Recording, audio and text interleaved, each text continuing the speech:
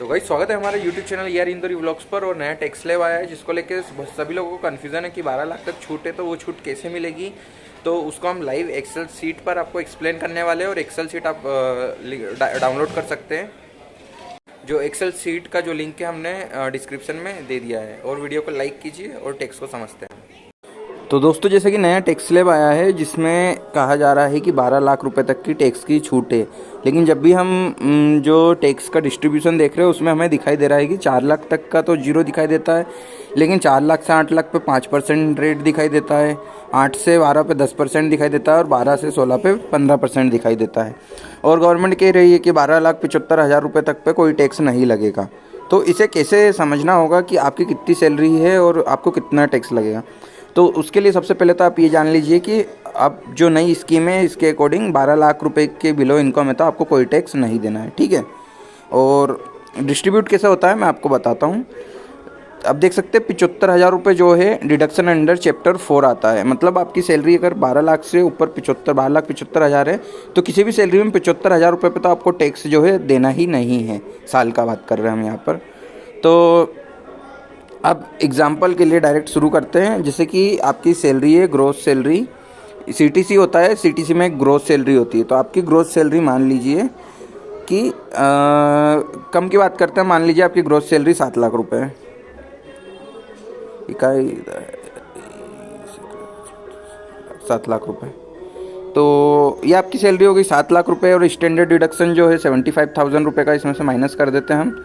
तो total income आप देखते हैं यहाँ पर कितनी बच रही है, 6,500। तो जो इनकम का डिस्ट्रीब्यूशन होता है ये देख लीजिए, 4 लाख रुपए तक पे तो कोई टैक्स नहीं लगना आपको। उसके बाद 4 लाख से 8 लाख रुपए के ऊपर जो है आपको कुछ टैक्स लगना है। तो वो टैक्स का अमाउंट कितना होगा, 22,000। जो 4 लाख तो हट गया आपके, 6 लाख 7 लाख में से 75,000 हट गए, फिर 4 लाख हट गए और अब कितना अमाउंट बच रहा है, 2,25,000, जिस पे आपको टैक्स पे करना होगा। तो टैक्स कितना पे करना है आपको, 11,250। लेकिन नई स्कीम के तहत अगर आपकी सैलरी 12 लाख से कम है तो आपको कोई टैक्स पे नहीं करना है। तो यहाँ पर जो आपका टैक्स है ये रिबीट हो जाता है। वहीं इसे अगर हम ऐसे देखें, लेट की एग्जाम्पल आपकी सैलरी जो है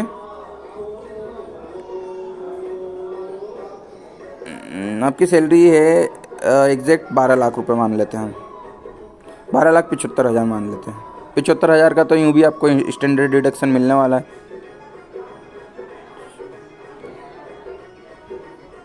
तो ये 12 लाख रुपए आपकी सैलरी होगी, 75,000 रुपये इसमें स्टैंडर्ड डिडक्शन हो गया। और टोटल इनकम आप देख सकते हैं यहाँ पर कितनी बच रही है आपकी, 12 लाख। तो 12 लाख में 4 लाख पे आपको कोई टैक्स नहीं देना है, बची हुई 4 लाख पे आपको 20,000 टैक्स लगेगा और बचे हुए 4 लाख पे आपको 40,000 टैक्स लगेगा। तो टोटल आपको टैक्स 60,000 पे करना है। लेकिन नई फुल रिबेट स्कीम के अकॉर्डिंग 12 लाख के नीचे जो है आपको कोई टैक्स पे नहीं करना है। तो यहाँ पर आपको कोई भी टैक्स नहीं पे करना होगा, ठीक है गाइस।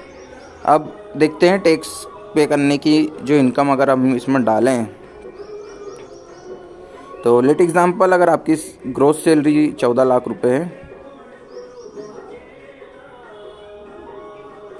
14 लाख रुपए आपकी सैलरी है, तो 75,000 रुपये का तो स्टैंडर्ड डिडक्शन आपको मिलना ही है।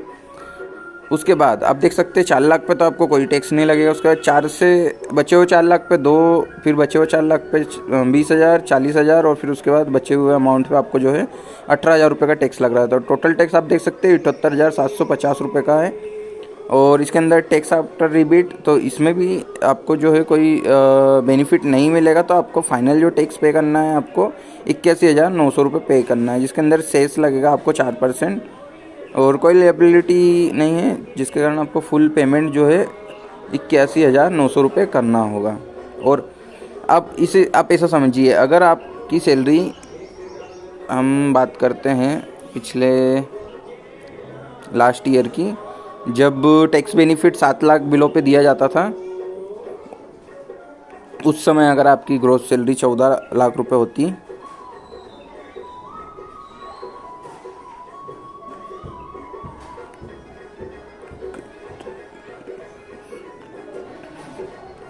अगर लास्ट ईयर आपकी सैलरी 14 लाख रुपए थी, तो जिसमें से स्टैंडर्ड डिडक्शन तो जो था सेम था 75,000,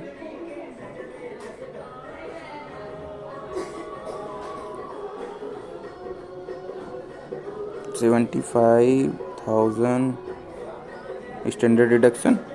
तो लास्ट ईयर अगर आपकी सेम सैलरी होती तो आप देख सकते हैं जो टैक्स स्लैब जो था अलग था, तो आपको जो है टोटल अमाउंट ऑफ टैक्स जो है 10 lakhs पे करना होता, सॉरी 1,92,000 पे करना होता। वही सेम सैलरी अगर आपकी इस ईयर है तो आपको ओनली 81,000 टैक्स ही पे करना है। और हम बात कर लेते जैसे 7 लाख सैलरी, अगर मान लीजिए आपकी सैलरी 7,75,000 रुपये लास्ट ईयर होती,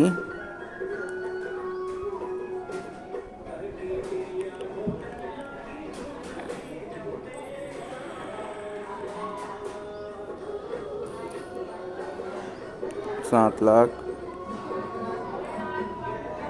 75,000,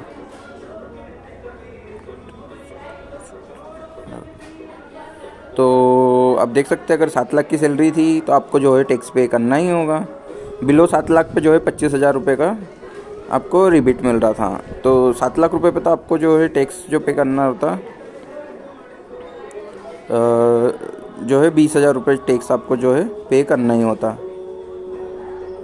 लेकिन अगर जो पुरानी स्कीम थी उसके अकॉर्डिंग बिलो 7 लाख पे आपको कोई 7 लाख और बिलो 7 लाख, तो देख सकते हैं आप यहाँ पर जो है फाइनल टैक्स लायबिलिटी आ रही है आपको 0 आ रही है, कोई टैक्स पे नहीं करना, क्योंकि आपका जो टैक्स 25,000 रुपये की आपको रिलेबिलिटी दी जाती थी 7 लाख रुपये पे, तो आपको कोई टैक्स पे नहीं करना होता था।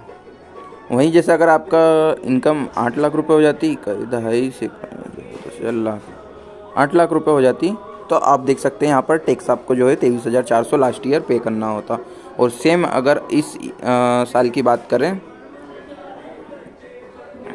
अगर आपकी सैलरी 8 लाख रुपए है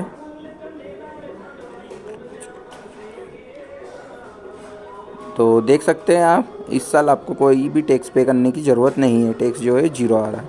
तो गाइस आशा करते हैं आप समझ गए होंगे, और आपको कोई भी डाउट है तो आप कमेंट कर सकते हैं, हम आपका डाउट क्लियर करेंगे। और आपको अगर ये टेबल चाहिए, ये एक्सेल सीट चाहिए, तो आप मेरे डिस्क्रिप्शन में से जाके एक्सेल सीट को जो है डाउनलोड कर सकते हैं। तो आशा करते हैं आपको वीडियो पसंद आई, तो प्लीज़ वीडियो को लाइक कीजिए, चैनल को सब्सक्राइब कीजिए, और आप मिलते हैं एक नई वीडियो में। Thank you.